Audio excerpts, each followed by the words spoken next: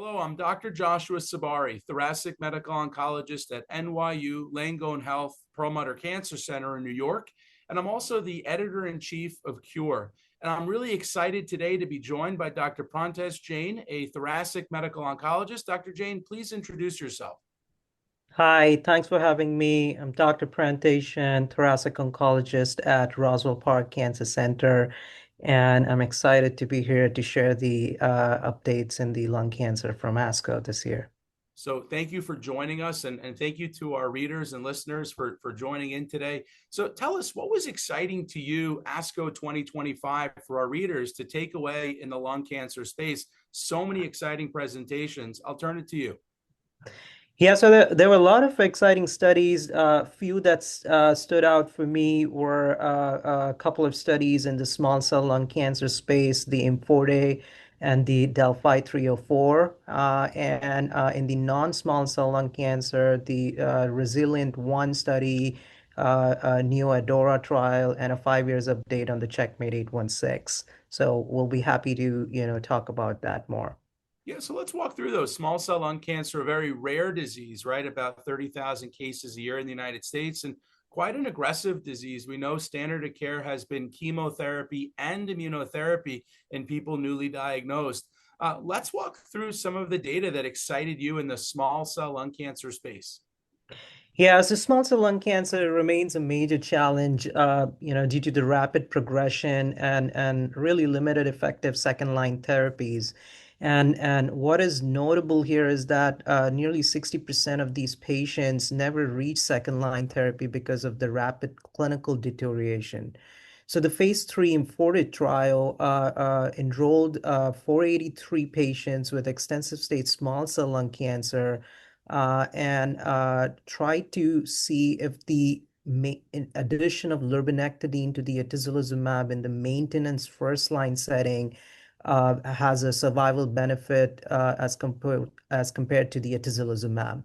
So it enrolled 483 patients, and those who have achieved stable disease or better, like partial response or complete response, and then after the induction chemoimmunotherapy with carboplatin, etoposide, and atezolizumab. Patients with CNS metastasis were excluded, and patients were randomized roughly 3.2 months after the induction maintenance therapy with either lurbinectedin plus atezolizumab or atezolizumab alone. The primary endpoints were progression-free survival and overall survival measured from the maintenance randomization. So the key results were median PFS was significantly prolonged with combination at 5.4 months as opposed to the 2.1 months for the atezo arm alone. And the hazards ratio was 0.54 with a p-value less than 0.001. So it was both clinically and statistically significant. And the median OS was also improved to 13.2 months from 10.6 months with a hazards ratio of 0.73. And if you see the 12 months OS rates, it increased from 44% to 56% in this patient population. The confirmed objective response rate, which was measured from the baseline, was basically after the induction chemoimmunotherapy, it nearly doubled to from 19.4% in the experimental arm versus the 10.4% in the atezo alone arm. And toxicities were very much what we would have expected with the combination of lurbinectedin to the immunotherapy. It was particularly hematologic, and these were higher in the combination arm, but manageable with appropriate supportive care. So in terms of the clinical implication for this study, I think it's practice changing. It's the first phase 3 trial to demonstrate a clear survival benefit in the first line maintenance for extensive stage small cell lung cancer. And this study was presented by Dr. Luis Perez at ASCO this year. And I feel that this would be the new standard of care where lurbinectedin now moves from second line to the first line setting. It would be interesting now to see balancing the efficacy with the toxicity and also exploring the optimal sequencing with the other imaging agents like tarlatamab. So I couldn't agree more. In people who are diagnosed with extensive stage small cell, who start with chemotherapy and immunotherapy, this was practice changing data. As you mentioned, the first study to be positive in the first line maintenance setting. So after 4 cycles of chemo and immunotherapy, I agree with you. There is real rationale now to add lurbinectedin, a novel chemotherapy, to the atezolizumab, the PD-L1 inhibitor. You mentioned the second line setting, and we also saw very exciting data from the Delphi trial of tarlatamab. Tell us a little bit about tarlatamab and what were those results, and why are they so practice changing in the second line setting?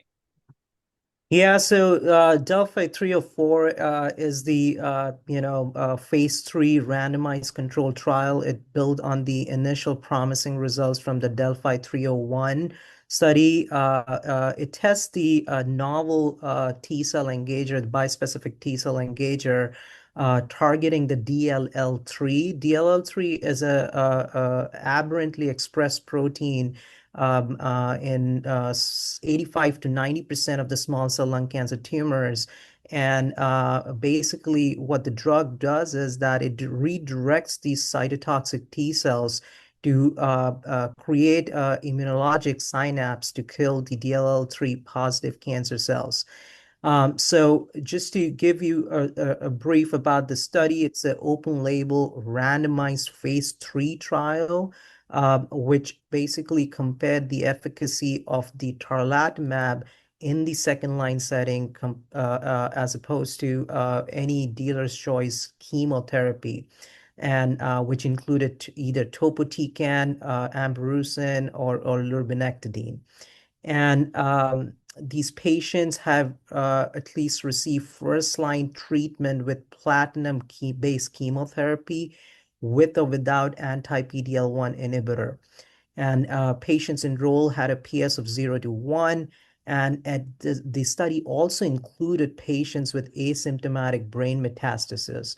So study randomized the group into a 1:1 fashion to receive tarlatamab or investigator's choice chemotherapy.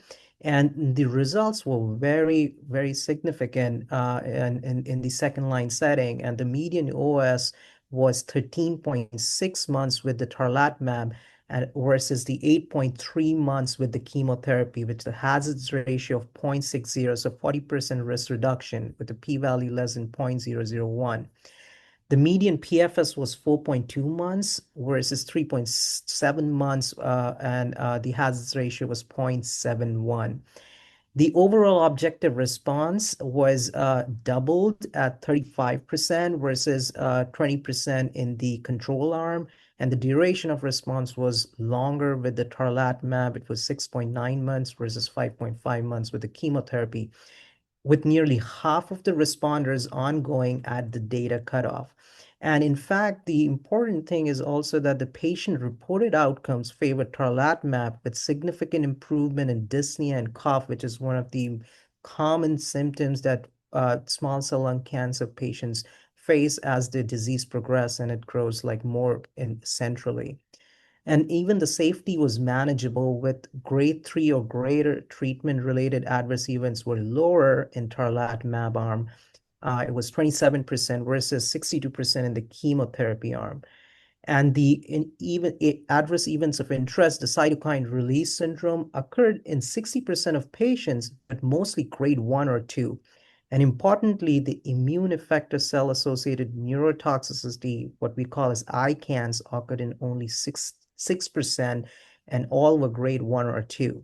So in terms of the clinical implication for the study, it's a first phase 3 trial showing an overall survival benefit with this novel DLL3 T cell engager, and it represents a practice-changing option in the second-line setting for our patients. Couldn't agree more. And I want to thank you, Dr. Jain, for giving us your insights for ASCO 2025, the lung cancer space.